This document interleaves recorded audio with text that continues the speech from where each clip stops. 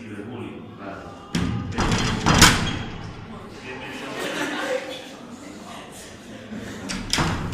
¿Cómo es que no estáis todos? Venga. Porque son mayores que están en Cruz Roja, quieren la charla, ¿verdad? Eso para... Ah, que son voluntarios. Sí, sí. Perfecto, sí, de gusto. Muy bien. Vale. Muy bien, muy bien. Bien, venga. Léenos desde ese párrafo final, por favor. Hubo otras repercusiones más sorprendentes. Tras la conclusión de la guerra y el periodo de posguerra, los militares de Manteño aconsejaron a su hijo que no perdiera energía, que se casara y tuviera un hijo lo antes posible. A resulta de ello, la edad para contraer primeras nupcias. descendió de manera significativa tras la guerra y continuó haciendo. En los años inmediatamente posterior a la guerra, la edad media para casarse entre las mujeres era de 25 años, mientras que a finales del periodo soviético se situaba antes de los 22. En gran parte de Occidente, la fiebre por recuperar el tiempo perdido tras la guerra derivó en un descenso similar de la edad para contraer matrimonio y un aumento repentino de la tasa de natalidad. Muchos países experimentaron un baby boom después de la guerra, incluido la mayor parte de la Europa Occidental, Norteamérica, Japón, Australia y Nueva Zelanda. Al caer el punto repentino del número de nacimientos tendría consecuencias inmensas, no solo para la familia, sino para las sociedades en las que se produjeron. Fue esta generación la que al crecer se convirtió en la superabundancia de adolescentes y adultos jóvenes que participó en el idealismo y el activismo de la década de 1960. La abundancia de contribuyentes que apuntalaron los sectores públicos en la expansión de la década de 1970, 1980 y 1990 y el exceso de pensionistas amenazaba con sobrecargar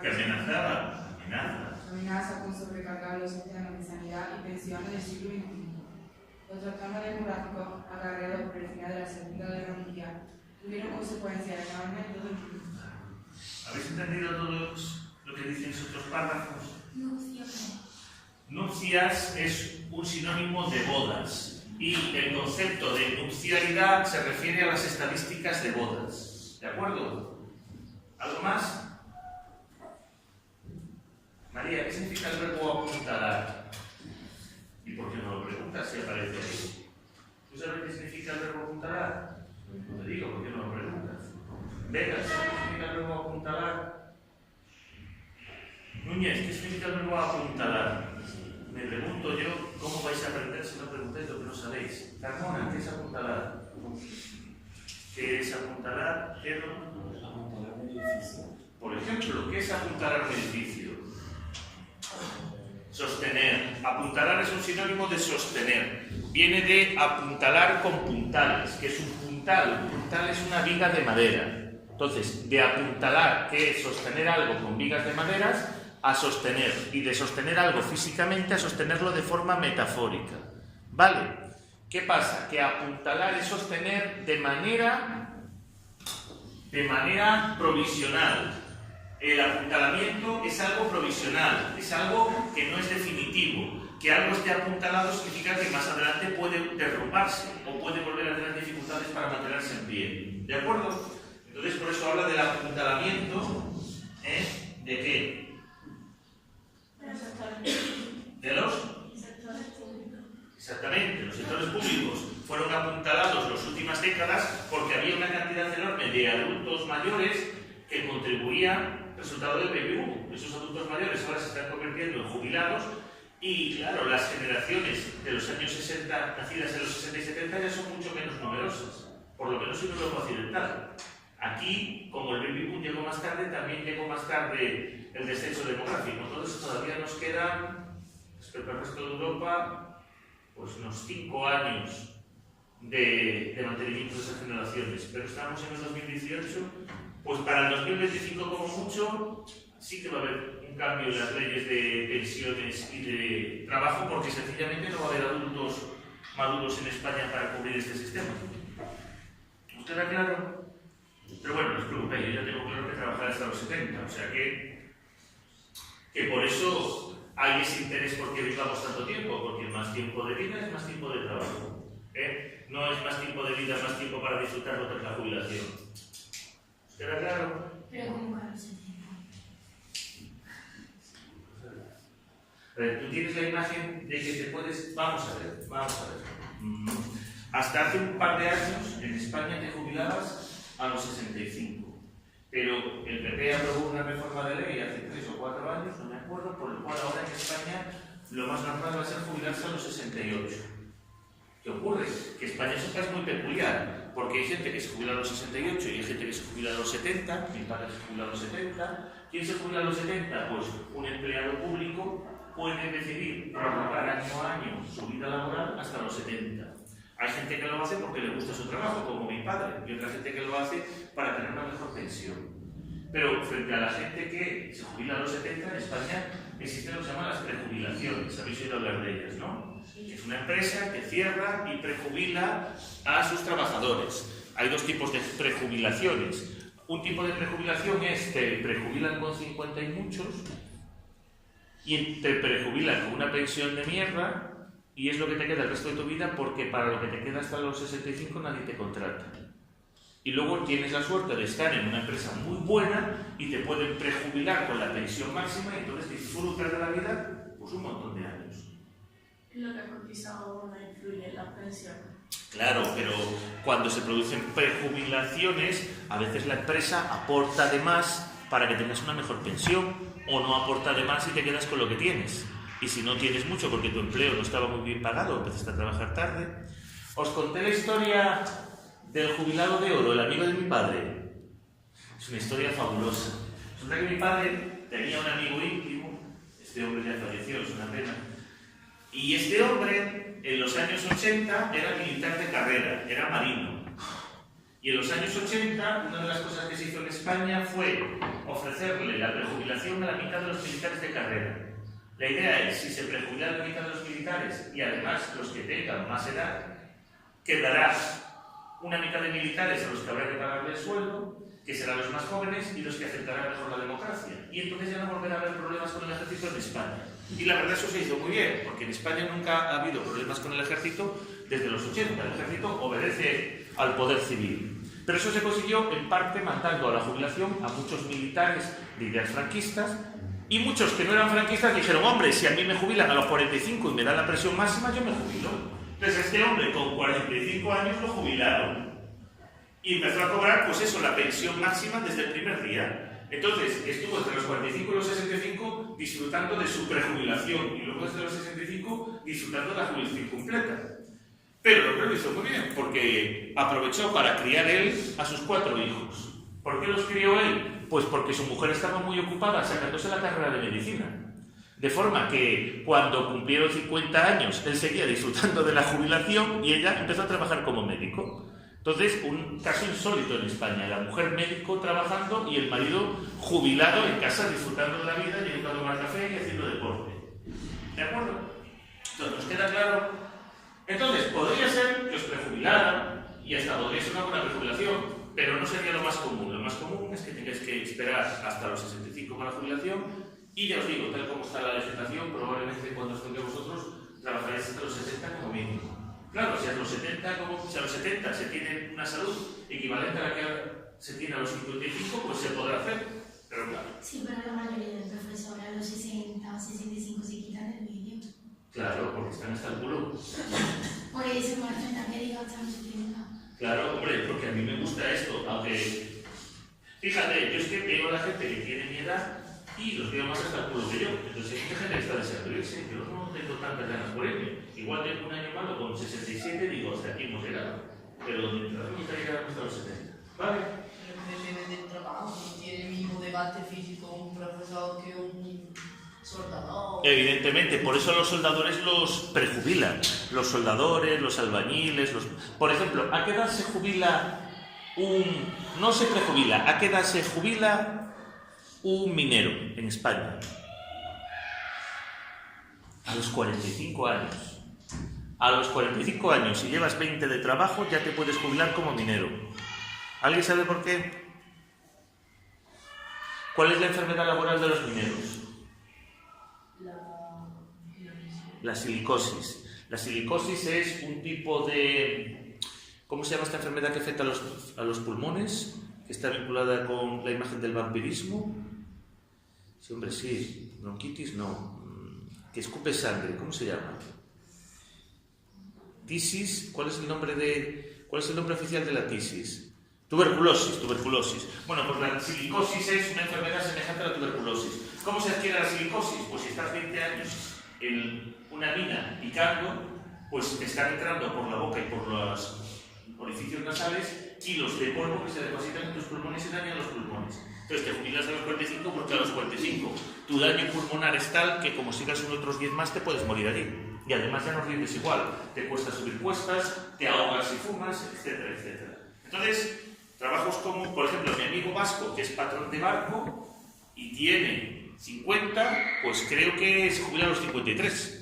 Pero claro, los patrones de barco y los marineros jubilan a los 53 porque con 53 ya tienes varios huesos rotos, varias cicatrices y es muy posible que no tienes la coordinación como para evitar quedarte por la borda y morirte congelado. Entonces hay oficios en los que te jubilas antes, obviamente, pero dependerá si has sido encofrador de primera o has sido albañil del montón, la pensión que tengas, porque si has sido encofrador de primera puedes irte con una muy buena pensión con 50 años o con 40 y tantos, pero si has sido albañil del montón igual te vas con varias lesiones y una pensión de nieves.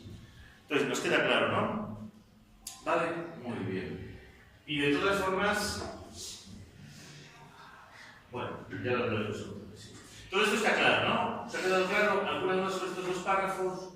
¿Ninguna? Entonces, lo de identidades perdidas, ¿puedes leerlo, Morales? No tengo por aquí. ¿Eh? No tengo por aquí. No pasa nada, te los acerco yo. No te vas a aburrir. Donde pone identidades perdidas, por favor. La guerra no afectó a toda la región de la Unión Soviética por igual. A leyes rurales en la República Asiática Central, en Kazajistán y Uzbekistán, la vida no sufrió trastornos tan acusados. En cambio, la República Occidental, que se portaron el precio del combate, quedaron devastadas, más allá de lo imaginable. La mayoría de las autoridades concuerdan en que probablemente fuera en Ucrania donde vivía Evgenia Kiseleva, donde aconteció la peor parte de la matanza. De nuevo, las cifras son inciertas, pero si nos atentamos a los cálculos más generalizados, de entre 7 y 8 millones de muertes, ello implica que 1 de cada 5 ucranianos murió en la guerra. Incluso en el seno de Ucrania, las distintas comunidades se vieron afectadas en distintos grados. En algunos lugares murieron muy pocas personas, mientras que en otros se masacró la población entera y el paisaje quedó absolutamente desierto de humanos. Como ocurrió en el resto de Europa, los judíos sufrieron de manera desproporcionada. En torno a la mitad de los judíos ucranianos fueron asesinados durante la guerra, y la inmensa mayoría de quienes sobrevivieron lo hicieron porque huyeron. En 1944, cuando por fin se había expulsado a los alemanes, Ucrania ya formaba parte de un tapiz con grandes pedazos arrancados y con uno o dos hilos de colores concretos iluminados por completo. Supongo que entendéis todo, ¿no? Leiva. Con todo, la matanza no concluyó ahí. En paralelo a la guerra con los alemanes estalló un conflicto civil entre los partisanos ucranianos y la minoría polaca. En un eco del Holocausto, poblaciones polacas enteras fueron masacradas y más de 100.000 personas fueron asesinadas. La solución soviética a este conflicto étnico salvaje fue deportar a unos 800.000 polacos desde el oeste de la República hasta el otro lado de la frontera con Polonia. De este modo, la mitad occidental de Ucrania, ya vaciada de judíos, quedó también vaciada de su población polaca. ¿Esto os queda claro? Por ejemplo, la segunda ciudad más importante de... ¿Tenemos pizza? La segunda ciudad más importante de Ucrania, ¿cómo se llama? Esa es la capital, pero la segunda... La segunda ciudad más importante de Ucrania se llama Lvov en ruso, Lviv en ucraniano y Leópolis en polaco. ¿Y qué significa Leópolis? La ciudad del león, porque este nombre significa león en ruso y ucraniano. O sea, que hay una león en Ucrania. Pues León, Leópolis, Lviv, Lvov, que es una ciudad enorme, que viven cientos de miles de habitantes y casi toda la población es ucraniana. De hecho, de allí vino Vita Jamezko, que fue alumna de este centro. Bueno, lo que pasa es que hoy la población de Leópolis, el 90% son ucranianos, pero antes de la Segunda Guerra Mundial, el 60% eran polacos, un 15% eran judíos, un 20% eran ucranianos y un 5% eran rumanos. Bueno, pues durante la guerra se mató a los judíos, se expulsó a los rumanos y se expulsó a los polacos. Con lo cual, si el 20% de la ciudad era ucraniana hace 70-80 años, pues hoy lo es el 90%. Y, claro, por eso, si hoy visitáis Europa del Este, os conviene tener muy a mano lo que son diccionarios de nombres. Porque dices, uy, quiero ver este monumento. Y tú preguntas en Polonia o preguntas en Bielorrusia por tal monumento y nadie sabe dónde está. Y es famosísimo, ¿por qué no?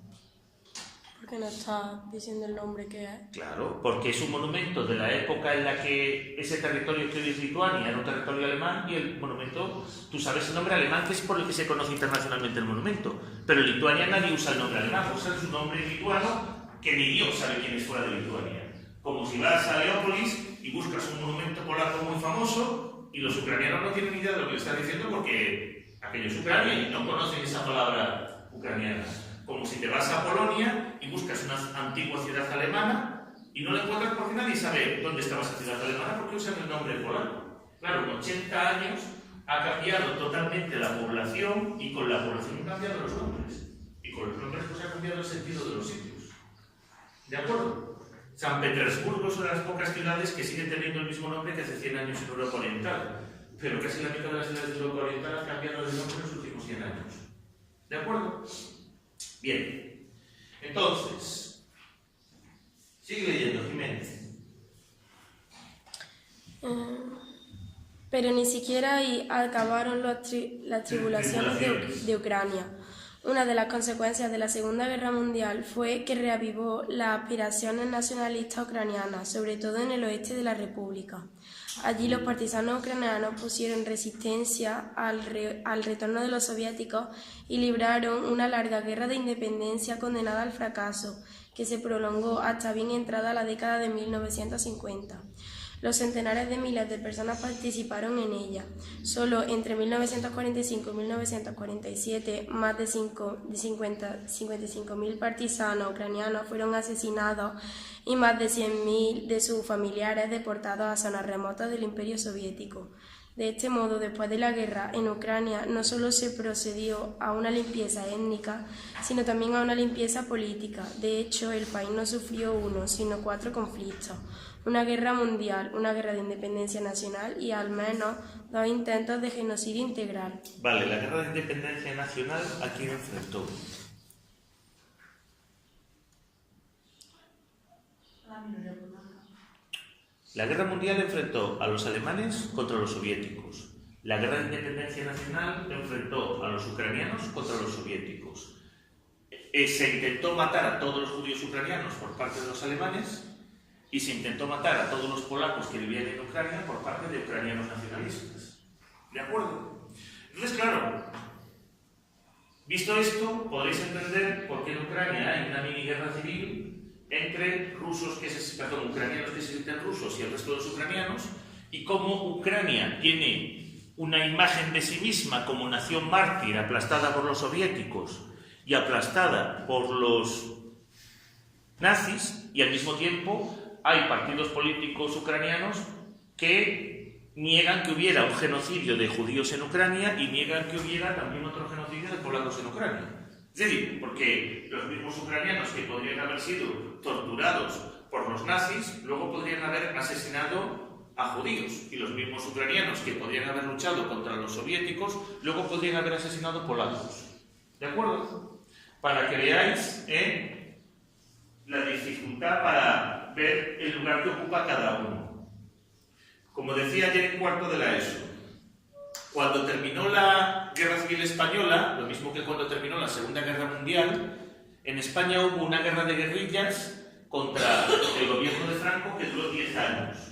Y hoy hay la imagen, por parte de partidos políticos y asociaciones, de que esa gente luchó por la libertad y contra la dictadura. Y es cierto, pero también es cierto que los guerrilleros que lucharon contra las fuerzas franquistas, al actuar como guerrillas, llevaron a cabo muchas acciones de terror contra la población civil. Diréis, bueno, es que esa población civil eran miembros del Partido Único de Franco y apoyaban la dictadura. Pues una gente sí y otra gente no. Quiero decir, que siempre habrá alguien que diga, pues a mí los guerrilleros me mataron a mi abuelo y mi abuelo no tenía afiliación política. Pues también. ¿Nos queda claro todo esto? Para que veáis que víctimas y verdugos a veces se confunden. Aunque claro, los que van a los campos de concentración parece que son víctimas absolutas. Ya lo veremos. Bien. Inmaculada, lee el último párrafo.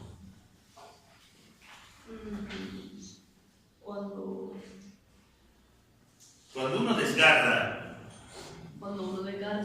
sucesivas piezas de un tapiz y lo deteriora una y otra vez, ¿en qué momento se considera que lo que queda ya no tiene nada que ver con el tapiz original? En 1945 todas las ciudades de Ucrania habían sido destruidas y gran parte de su infraestructura había quedado inservible. El país presentaba nuevas fronteras y huecos inmensos en su población. Había perdido a la mayoría de la población judía y a casi toda la polaca. Y sus aspiraciones nacionalistas, brevemente revivadas por la guerra, habían sido aplastadas sin piedad. Entonces, esto explica también lo que pasa hoy en Polonia y en Hungría. ¿Alguien me puede decir lo que pasa hoy en Polonia y en Hungría?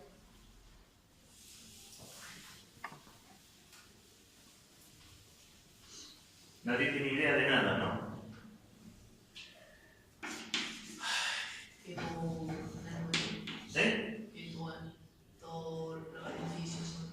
Bueno, sí, eso sí, en Europa del Este la mayor parte de las edificaciones son posteriores al 45 porque durante la guerra se arrasó con todo y aunque algunos sitios como Varsovia se reconstruyeron completos, son casos contados. Lo que pasa hoy en Polonia y en Hungría es que tanto en Polonia como en Hungría gobiernan partidos nacionalistas de derechas que están aprobando leyes que están limitando la libertad de expresión y que, sin ser dictaduras, están eliminando elementos democráticos de esos países. Y eso está pasando dentro de la Unión Europea. Y es importante porque si permitimos que eso pase dentro de la Unión Europea, si podemos llegar a tener países que sean dictaduras dentro de la Unión Europea, pues ya puestos, ¿qué más da?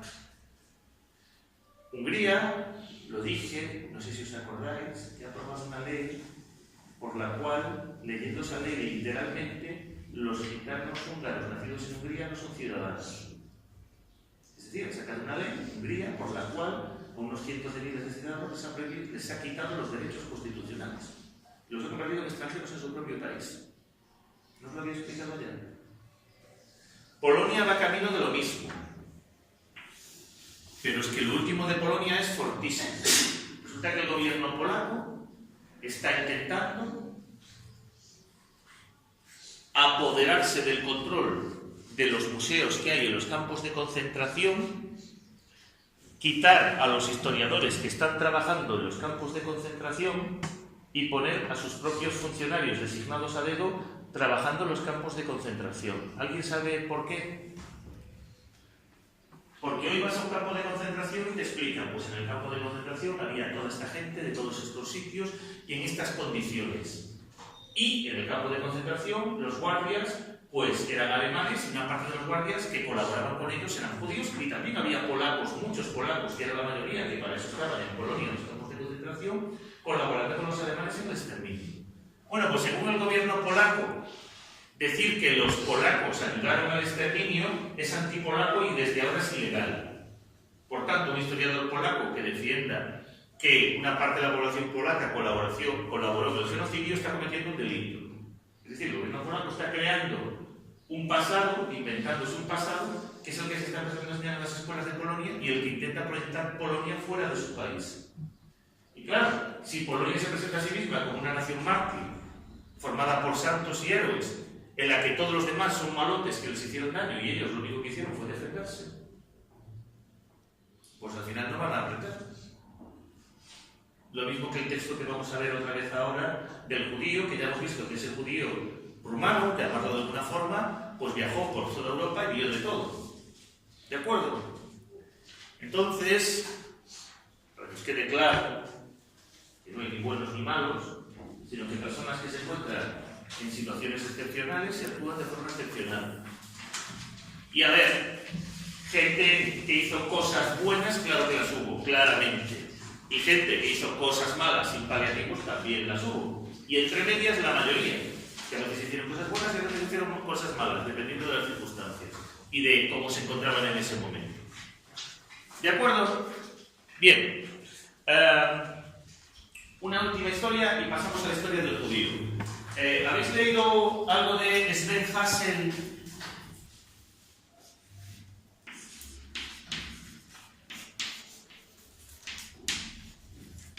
¿Habéis leído algo de Sven Hassel? ¿Os suena Sven Hassel? Sven Hassel fue un superventas en la Europa de la posguerra mundial y en España sigue siendo un superventas. Sven Hassel es un escritor muy malo, pero escribe libros que se venden muy bien. Bueno, escribía porque se murió. Y os cuento la historia de Sven Hassel. El Sven Hassel era un danés que por tener trabajo se unió al ejército alemán y cuando terminó la guerra pues escribió una serie de novelas sobre lo que se supone que había visto en la guerra. Y las novelas estas son pura testosterona, o sea, son novelas de hombres y para hombres, llenas de violencia extrema.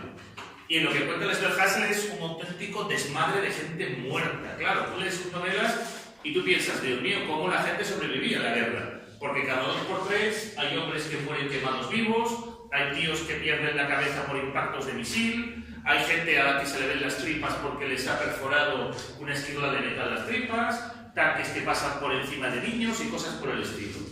La cuestión es que este tío fue un superventas en Europa y en España fue un superventas durante todo el franquismo, porque claro, era una forma de presentar a la lucha de los nazis como una lucha de gente normal.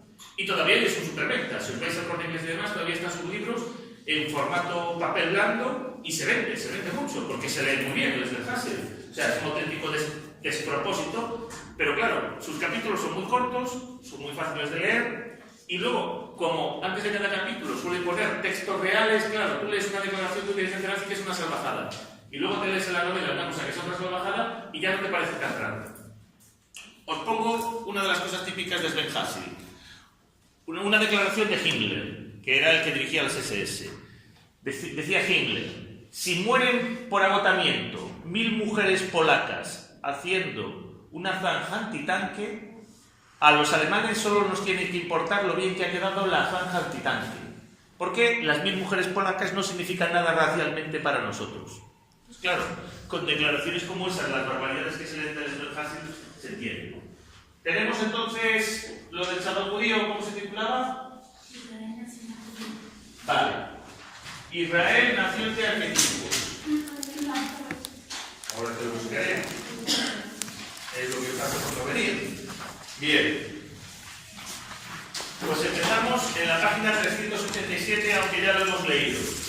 En la página 387. ¿Puedes leer, Gabriel, por favor? En 1944, el ejército bombardeó Ucrania y se llevó con él a Persia, quien convenció a una unidad de feministas de que le dejaran trabajar como mozo de cocina. A Persia observó al ejército avanzado con las poblaciones violando y asesinando. El ejército ruso era un ejército democrático. Se pasaba la vida bebiendo y bebiendo. Blasfemaba, bebía, violaba y entonaba canciones patrióticas. Acá fue mi tercer curso de la escuela. Tenía solo 12 años. Finalmente, unos soldados de la brigada judía del ejército británico dieron con Albertel y lo llevaron primero a Italia, luego a Yugoslavia y por último lo pasaron de contrabando a través del Mediterráneo hasta Alba. Se alegró de volver a estar entre judíos, si bien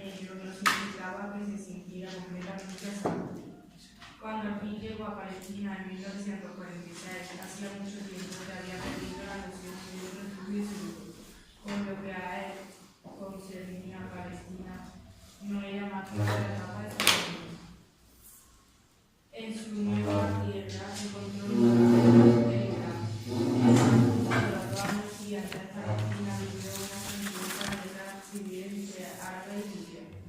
En 1948 fue cuando los judíos declararon el Estado independiente de Israel. La nueva nación fue atacada de inmediato por sus vecinos.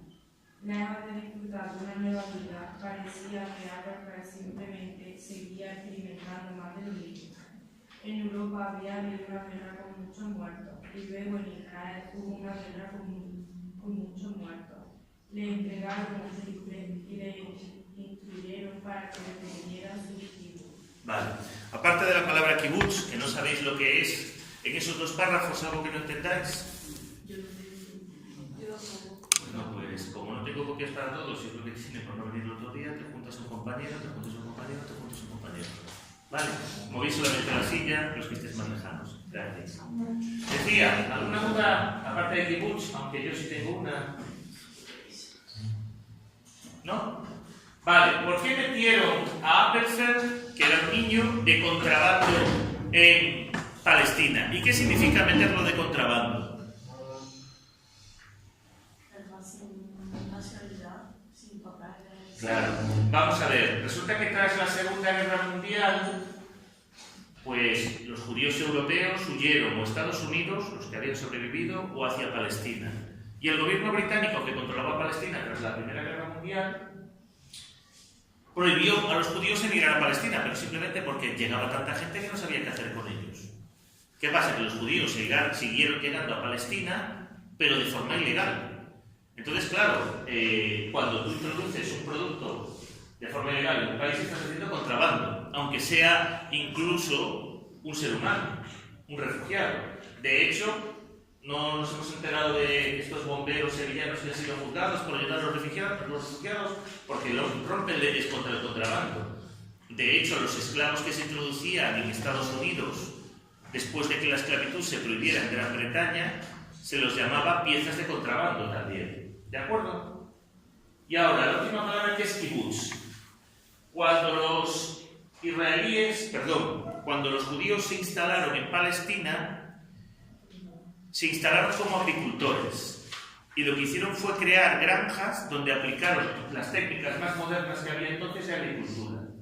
Y eran granjas colectivas. Es decir, los kibutz eran granjas colectivas, pero al contrario que las granjas colectivas creadas en la URSS durante la dictadura de Stalin, eran granjas colectivas autogestionadas, donde democráticamente se decidía qué se hacía y se elegían a los diferentes cargos dentro de la granja. Y durante los primeros 30 años de existencia, en Israel hubo un componente socialista muy fuerte, porque muchos de estos judíos que escapaban de Europa, curiosamente, no eran judíos religiosos.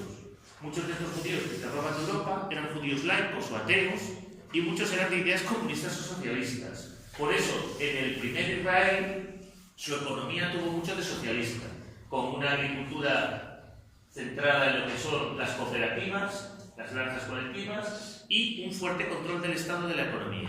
¿De acuerdo? Y ayer estaba viendo, por lo de Jerusalén, fotografías de la independencia de Israel.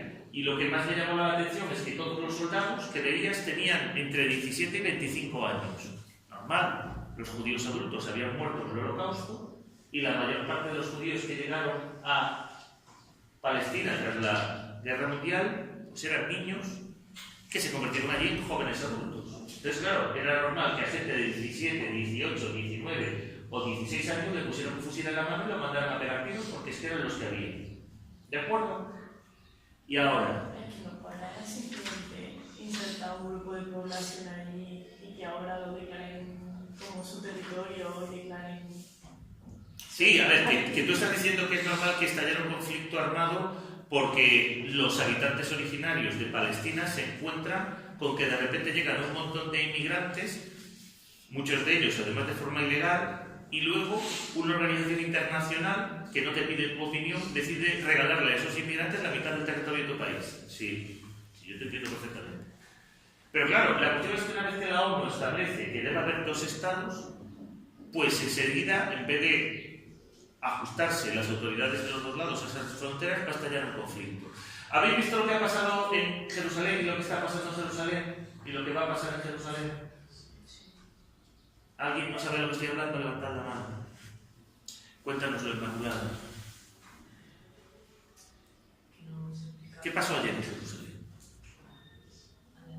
Lo de la embajada de Estados Unidos. Vale. Ayer se abrió la embajada de Estados Unidos en Jerusalén y fue un acontecimiento importantísimo, porque desde que se creó el Estado de Israel, la ONU dijo, va a haber un Estado palestino, va a haber un Estado para los judíos, y la ciudad de Israel no va a ser ni para los palestinos ni para los judíos, sino que se va a convertir en una ciudad autónoma bajo supervisión de un gobierno internacional. La ONU tendría que designar al alcalde de Jerusalén, y Jerusalén sería una ciudad autónoma en el mundo.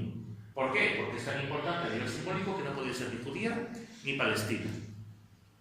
Pero, poco después de comenzar la guerra entre judíos y palestinos, los judíos se apoderaron de Jerusalén, y aunque la capital de Israel es Tel Aviv, los judíos querrían llevar la capital a Jerusalén. ¿Qué ocurre? Que hasta ahora ningún país del mundo ha aceptado eso. Ningún país del mundo ha dicho, si os vais y os lleváis la capital a Jerusalén, nos llevamos la embajada a Jerusalén. Todos los países han dicho, si os lleváis la embajada a Jerusalén, nosotros seguimos en Tel Aviv, porque Jerusalén no es de Israel. Y ahora Donald Trump ha dicho que sí, que Jerusalén es de Israel. Y eso es muy importante porque acaba de romper con una tradición de 50 años en diplomacia internacional. Y si yo fuera un árabe musulmán de cualquier país, sentiría que me están abofeteando en la cara, porque están pasándose por el forro de los cojones algo que yo siento que es muy importante y forma parte de mi identidad.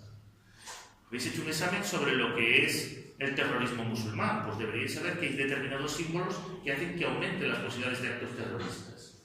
Ayer se abrió oficialmente la embajada y murieron 50 personas en las manifestaciones para protestar por eso.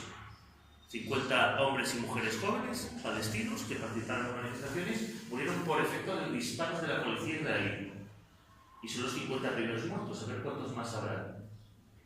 Lo peor de todo es que la inauguración va a ser seguida por otro acto en el que se espera que venga la hija de Trump y su yerno, y bueno, probablemente haya todavía más manifestantes y muchas más posibilidades de que suceda algo. No sé, da la sensación de que esta gente no le importa que haya manifestaciones, tiros, violencia, muertos y la posibilidad de que haya más violencia, no sé. En fin.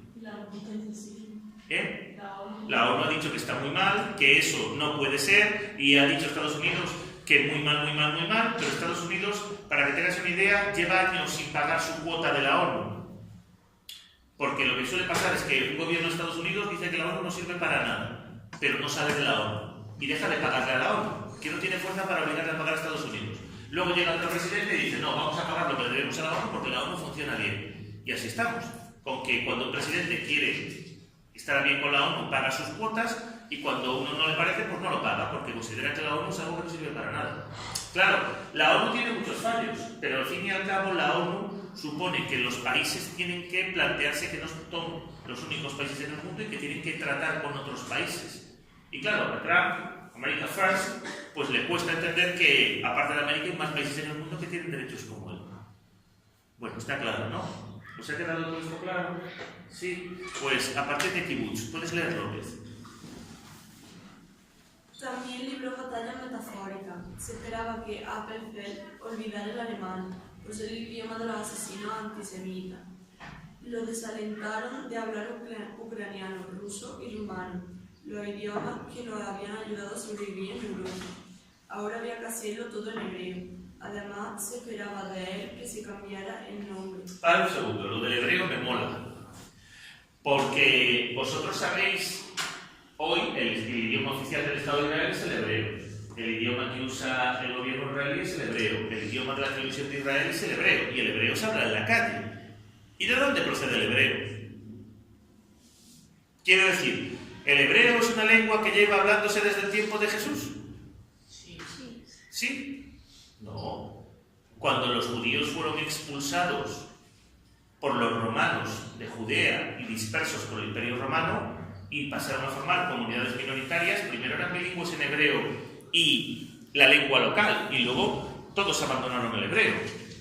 Entonces, ¿qué quedó del hebreo durante los 1500 años de la diáspora, mientras los judíos vivían todos fuera, siendo minorías y no formando comunidades?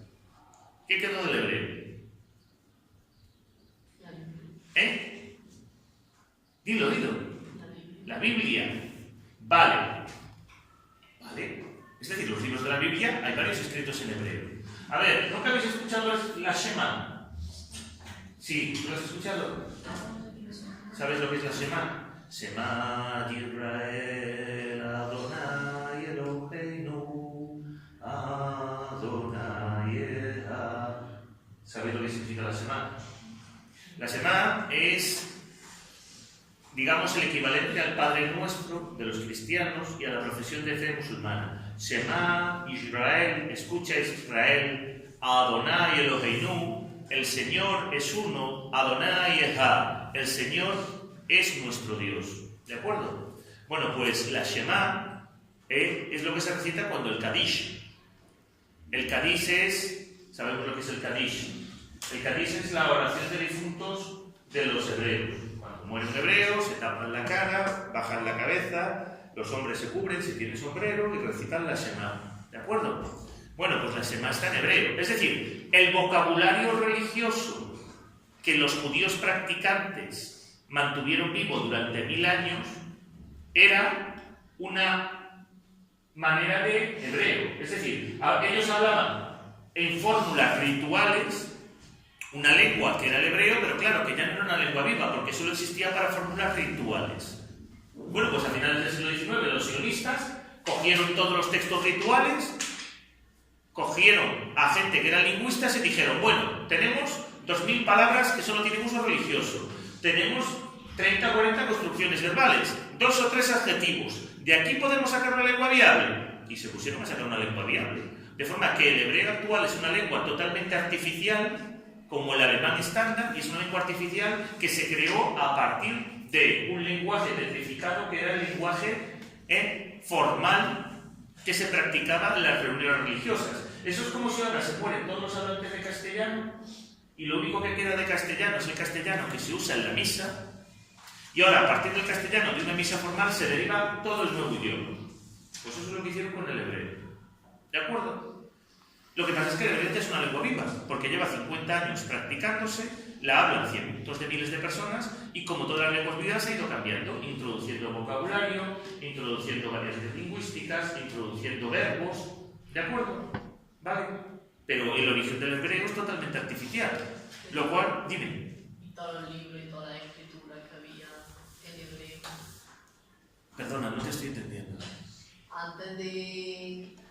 ¿Te refieres a todo lo que estaba escrito en hebreo en el Antiguo Testamento? ¿Eso no se utilizó para hacer la nueva lengua hebrea? Pues eso se fue incorporando paso a paso, pero originalmente la lengua hebrea se hizo a partir de lo que es la lengua ritual de las reuniones semanales que tenían lugar el sábado en las comunidades judías. Es decir, ya más adelante fue cuando los lingüistas empezaron a tirar ya de la Biblia y demás.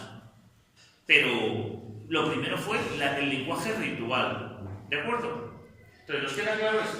Y os digo esto para que os deis cuenta de hasta qué nivel son artificiales las lenguas y los estados, hasta qué nivel dependen de la voluntad de los seres humanos. De hecho, ¿alguien sabe cómo el hebreo se convirtió en lengua? Quiero decir, crear una lengua artificial. Pero si solo se la enseñaran a la gente en la escuela, pasaría como en Cataluña, que la gente aprende el catalán en la escuela, pero si tú eres de familia castellano parlante, siempre sigas hablando en castellano. ¿Cómo consigues que los alumnos dejen de ser castellano parlantes y se conviertan de verdad en catalanos parlantes o en hebreo parlantes? Pues como decía un político israelí, el hebreo comenzó en nuestras casas. El hebreo comenzó cuando yo empecé a hablar en hebreo con mis hijos y me negué a entenderlos cuando me hablaban en inglés o cuando me hablaban en francés o cuando me hablaban en otro idioma. Yo hacía como que no los entendía y al final me empezaron a hablar en hebreo, claro, porque era la única forma de comunicarnos. Y así es como un idioma da paso a otro idioma. ¿Por qué pensáis que en Galicia hace 50 años el 70% de las personas hablaban solamente castellano. Perdón, hablaban solamente gallego, el 70%. Y hoy los que hablan gallego de primera lengua son 40% menos. Pues porque los padres deciden dejar de hablar a sus hijos en un idioma y les hablan en otro idioma. Y obligan a sus hijos a hablar en otro idioma. Y como tus padres determinan el idioma que hablas, no lo determina el entorno en el que vives, lo determinas el idioma que hablan tus padres. Y eso se ve en las comunidades bilingües.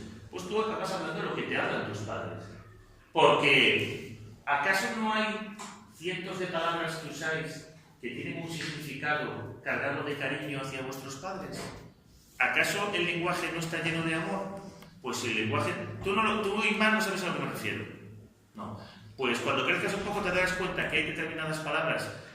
Por ejemplo, fartusco. Fartusco, tú te ríes... ¿Pero por qué? Porque fartusco es una palabra que no solamente designa una situación, sino que tiene una serie de caracteres sentimentales que lleva unidos. Entonces, hay determinadas palabras que cuando estéis fuera de Puente Genil, en Sevilla o demás, si escucháis a alguien, dices, este es montano, ¿no? Es decir, hay palabras que conforman la identidad, ¿de acuerdo? Y si la persona que tú más quieres, la persona que te está criando, la persona que te está alimentando, usa determinadas palabras, tú usarás esas palabras. ¿Nos queda claro? Sí, pero que el entorno también influye. Hombre, claro que el entorno también influye, pero de entrada quien más influye son tus padres. Y entonces, a la hora de, por ejemplo, yo podría volver a Galicia, ser gallego parlante a tiempo completo, leer solamente prensa y periódicos gallegos y vivir en una burbuja de lengua gallega. Y aún así, nunca podría olvidar el castellano, que fue lo primero que me enseñaron mis padres. ¿De acuerdo? Porque la lengua que enseñan, que aprendes de tus padres, si no la pierdes antes de los 12-13 años, ya nunca la olvidas. ¿De acuerdo? Bien. Sigue leyendo, ¿vale? Y él lo hizo de la mejor manera que supo. Estudió hebreo con diligencia, empezó a correr, a escalar, a levantar pesas. Quería hacerse alto y fuerte. Para, te has saltado medio párrafo. Dice, batalla metafórica a partir de la cuarta línea. Ahora había que hacerlo todo en hebreo. Ahora había que hacerlo todo en hebreo. Además, se esperaba de él que se le cambiara el nombre. Sus padres lo habían bautizado con el nombre de Erwin. Que es un nombre alemán. Un nombre muy alemán. Y ahora se convirtió en Aaron. Aarón, sí. Pero por encima de todo... ¿De quién era hermano Aarón? ¿De quién era hermano Aarón? Moisés y Aarón, el dúo dinámico, anda, que siguen. Pero por encima de todo se esperaba de él que aprendiera un nuevo modo de comportarse. Hayamos llegado a Israel, según el dicho, a construir y reconstruirlo. La mayoría de nosotros lo interpretábamos como la extinción de la memoria, como una transformación personal integral y una identificación total con aquella estrecha franja de tierra. En suma, Aberfeld debía renunciar a mi pasado y construir sobre su ruina una vida nueva. Y él lo hizo de la mejor manera que supo. Estudió hebreo con diligencia, empezó a correr.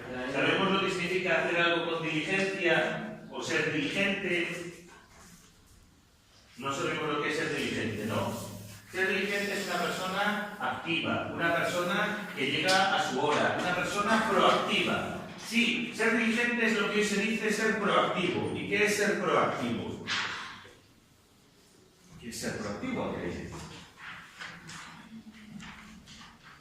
A ver, Alcaide, tú eres una persona proactiva. Por tanto, si lo eres, deberías ser capaz de definirte a ti misma, ¿no? ¿Qué es una persona proactiva? Es una persona que es capaz de tomar decisiones sobre su propia vida de forma autónoma y capaz de prever las circunstancias y de prever las situaciones de forma que antes de que se produzcan ya va tomando medidas. ¿Nos queda claro lo que es alguien proactivo? Bueno, pues semejante a proactivo es diligente, una persona que es rápida en realizar labores, que siempre está dispuesta a hacerlo todo de la mejor manera posible, rapidito. ¿De acuerdo? ¿Nos queda claro que es ser diligente? Lo que no es mucha gente, diligente. ¿De acuerdo? Y el sustantivo diligencia, la capacidad de hacer las cosas de forma forma rápida, eficaz, sin retrasos, sin errores. Ya veremos eso. Señoras, ya veremos eso. Venga. Empezó a correr, a escalar y levantar pesas, quería hacerse alto y fuerte y broncearse, para tener el aspecto de un soldado. Pero por más que lo intentara, seguía siendo bajito, repucho y pálido, y durante bastante tiempo tartamudeó. De noche soñaba que lo perseguía un diablo inmenso sin nombre, que cayó en un pozo muy profundo y una mano invisible tiraba ante él hacia abajo. Se dijo una y otra vez que debía olvidar el pasado y abordarse a su nuevo hogar. Tenía la sensación de estar caminando de puntilla al filo de un abismo. Toda mi experiencia en Europa se convirtió en una especie de sótano. Un sótano oscuro enterrado muy en lo hondo de mi ser. No hace falta ser Freud para entender que un sótano así es algo peligroso. Vale, paramos un momento. Cuando hablo del sótano, ¿de qué está hablando? ¿Y sabemos quién es Freud? El inventor del psicoanálisis, el creador del psicoanálisis. Pues aquí cuando habla de sótano lo que está hablando es que en su subconsciente tiene una serie de traumas, que esos traumas él sabe que están ahí y que como no los ha gestionado bien sabe que en cualquier momento pueden tener efectos sobre las personas. Sabéis que hay enfermedades psicológicas, ¿no? Y sabéis que hay enfermedades psicosomáticas. El otro día aprendiste que es una enfermedad psicosomática, explícaselo a tus compañeros. Una enfermedad de carácter psicológico se manifiesta en el cuerpo, con un tic, una erupción, o por ejemplo, gente que no puede andar pero tiene las piernas perfectamente sanas. Entonces, ¿cómo es posible que alguien que tiene las piernas perfectamente sanas, que tiene reflejos, cuyos músculos y tendones funcionen, no pueda andar? Pues porque tiene una enfermedad psicosomática que hace que haya borrado el recuerdo de andar o que se niegue a sí mismo la capacidad de andar. ¿Vale? Bueno, pues el siguiente texto que vamos a ver mañana es otra experiencia distinta, os lo he dado hoy, y es otra experiencia también de trauma. Si la mujer que hemos visto sufrió el trauma de las ilusiones perdidas, si este hombre sufrió el trauma de no saber quién era, pues el siguiente caso que vamos a ver es el de un trauma físico. ¿De acuerdo? Una persona que sufrió físicamente horrores. Os voy a dar la segunda página. Comprobad que la que os he dado y esta que os estoy dando ahora sean continuación la una de la otra. Vale, repito, comprobad que la que os estoy dando ahora sea a continuación de la que os di hace unos minutos. ¿De acuerdo? Del 1 al 10 a la hora del recreo en el departamento para ver los dos exámenes. ¿De acuerdo? Muy bien.